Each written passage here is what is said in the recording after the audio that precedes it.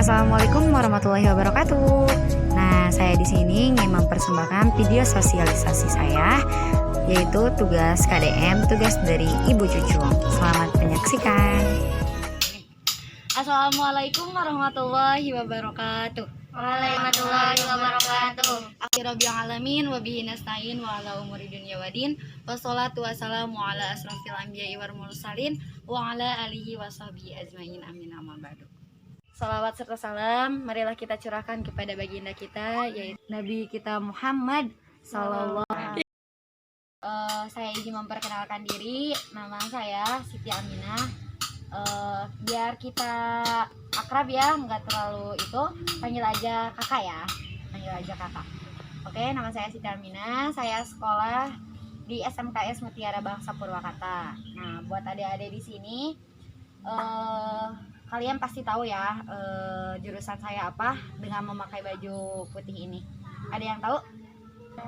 Gitu. Jadi makasih juga buat adik-adik semua yang udah dateng gitu ya, udah mau berpartisipasi ya dalam sosialisasi kali ini ya. Sebelumnya tadi saya udah ngasih pamfletnya lewat WA ya, yang tadi saya kirim. Itu materi atau penjelasan yang saya akan jelasin kepada kalian gitu ya, buat adik-adik semua. Karena kalian semua di sini calon ibu ya, calon ibu kalian di sini.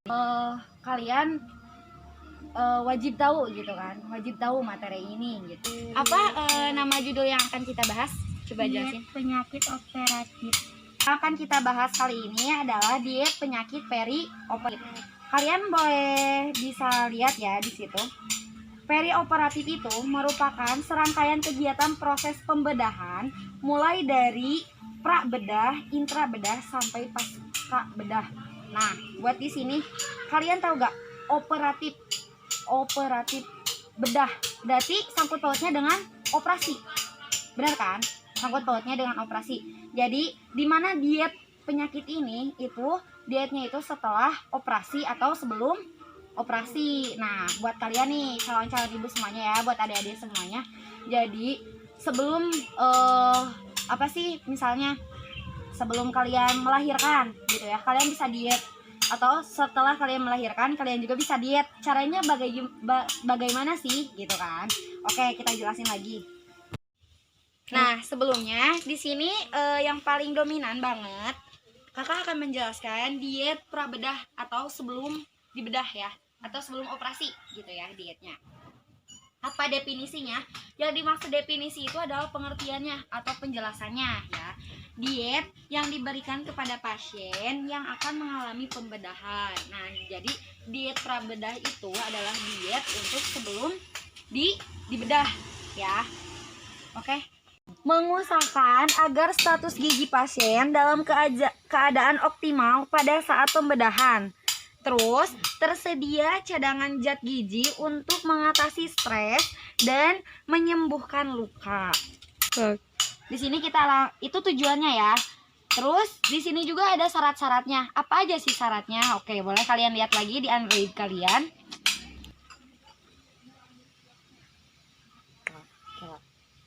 Nah, syarat dietnya.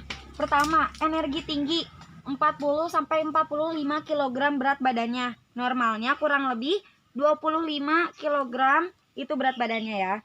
Terus protein tingginya 2 sampai 2,5 kg atau gram berat badannya. Oh, maaf, salah. Sampai 25 kg berat badan. Normalnya 0,8 sampai dengan 1,5 kg berat badan. Nah, lemak cukupnya 10 sampai 25% kebutuhan totalnya ya. Terus karbohidrat cukupnya, sisa dari kebutuhan total. Selanjutnya vitamin dan mineral sesuai dengan kebutuhan, macam diet dan indikasi pemberiannya. Nah, maksud dari sini itu apa? Titing, apa sih gitu kan? Nah, syarat diet di sini teh adalah salah satu cara supaya kita itu bisa diet gitu. Kalau misalnya kita mau sebelum operasi gitu kan. Soalnya kenapa? Kalau misalnya kita diet sebelum operasi, atau misalnya berat badannya tinggi gitu kan, berat badannya tuh gede, kita mau operasi, itu bisa membuat Nah, ini bisa membuat dampak yang negatif atau kayak penyakit yang Oke, di sini kita jelaskan langsung kepada faktor-faktornya ya. Faktor yang mempengaruhinya dengan keadaan pasien ya. Secara umumnya ya, perhatikan nih. Faktornya itu adalah status gizi, tekanan darah, ritme jantung, denyut nadi, suhu tubuh, fungsi ginjal. Oke. Tete akan sekarang boleh bertanya dari faktor-faktor tersebut ya. Sekarang kalian boleh bertanya dari faktor-faktor tersebut yang tadi yang disebutkan dari status gizi, tekanan darah, ritme jantung, denyut nadi, suhu tubuh, fungsi ginjal. Jadi maksudnya apa? Status gizi itu apa? Jadi gizi kita tuh harus sehat gitu ya. Kita harus makan makanan 4 sehat 5 sempurna. Kalian tahu kan 4 sehat 5 sempurna, yang kelimanya itu adalah susu ya. Jadi status gizi adalah faktor yang terdapat dalam level individu. Jadi semua orang gitu ya punya status gizinya masing-masing. Kelihatan ya, bukan berarti yang berat badannya gede itu gizinya gede. Bukan berarti kayak gitu ya. Terus yang badannya kecil gizinya sedikit gitu ya. Enggak kayak gitu. Yang namanya status gizi itu jadi individu itu atau manusia itu berat badan sama tinggi badannya itu ideal atau sama rata gitu ya. Skip. Oke, yang kedua kita jelasin tentang tekanan darahnya ya. Tekanan darah, kalian pasti tahu kan tekanan darah itu apa. Jadi kalau misalnya tekanan darahnya kurang berarti kita kurang darah. Kalau misalnya tekanan darahnya tinggi berarti kita berlebihan darah ya. Normalnya tekanan darah itu berapa gitu kan? Tekanan darah itu 90 sampai 119 per 80 sampai dengan 90 itu normalnya ya. Oke, selanjutnya Teh, ritme jantung apa? Oke, kameramen ya bertanya ritme jantung. Ritme jantung itu di mana kondisi kita kalau misalnya diri kita tenang, jantung kita berdebarnya itu tenang kan? Ya kan? Biasa aja. Kalau misalnya kita merasa cemas gitu kan, suka ada ngerasa deg deg deg deg deg deg deg deg kayak gitu kan ya, kayak gitu kan. Jadi itu sangat berpengaruh dalam kondisi kita kalau misalnya kita mau operasi atau masa pembedahan gitu kan. Itu sangat mempengaruhi sekali gitu kan. Jadi kita harus tenang gitu ya. Kita harus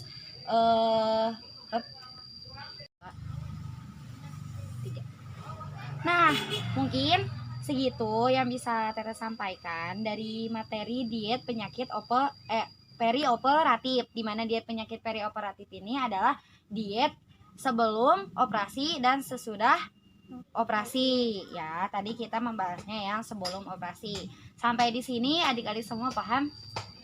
Paham ya. Semoga bermanfaat buat adik-adik semua karena kalian semua ini calon ibu ya. Kalian harus bisa menjaga kesehatan kalian ya. Kenapa kita harus menjaga kesehatan kalian?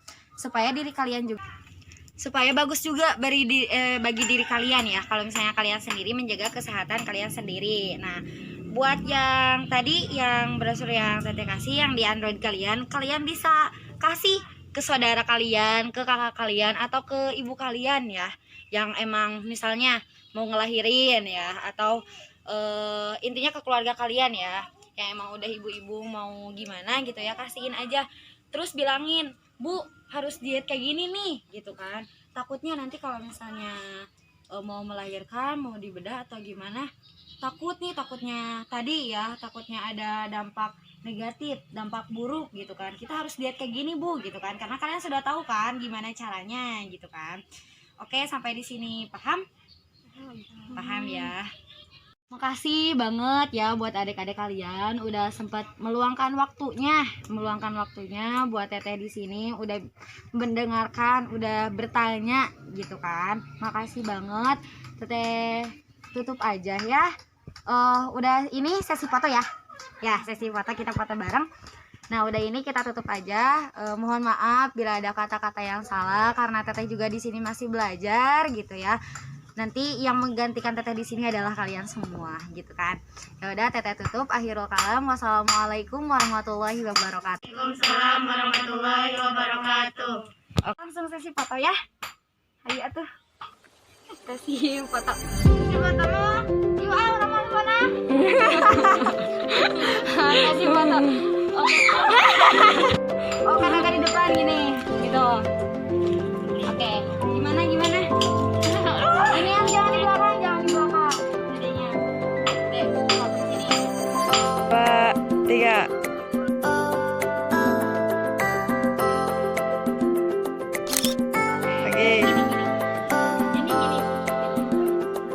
1,